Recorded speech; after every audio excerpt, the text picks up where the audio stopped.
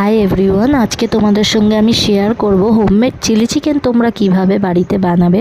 তার জন্যে যে ইনগ্রিডিয়েন্টসগুলি লাগবে, আমি এখানে 200 গ্রাম চিকেনকে ধুয়ে রেখে দিয়েছিলাম। তার উপর যেটা লাগবে একটা ডিম, soya sauce, tomato sauce, chilli sauce, আদা রসুনের পেস্ট আর পেঁয়াজকে এরম ডুমো ডুমো করে কেটে, আর একটা ক্যাপসিকাম, আর যেটা লাগবে আজিনা মটর।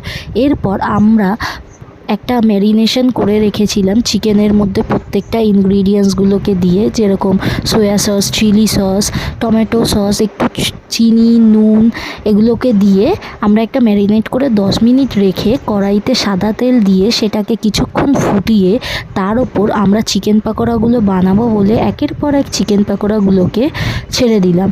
এবার গ্যাসের ফ্লেমটাকে একটু হাই টু মিডিয়াম করে আমরা পকোড়াগুলোকে ভেজে আলাদা সরিয়ে নেব একের পর এক। ম্যারিনেশনটা করে তোমরা চিকেনটাকে 10 থেকে 15 মিনিট রেখে দেবে। অবশ্যই একটু কালার লঙ্কা দেবে, এতে কি হবে, কালারটা ভালো আসবে। আর তার মধ্যে তোমরা কর্নফ্লাওয়ারও অ্যাড করে দিতে পারো। এবার আমরা পকোড়াগুলি লাল লাল করে ভেজে একটার পর একটা থালার মধ্যে তুলে নেব।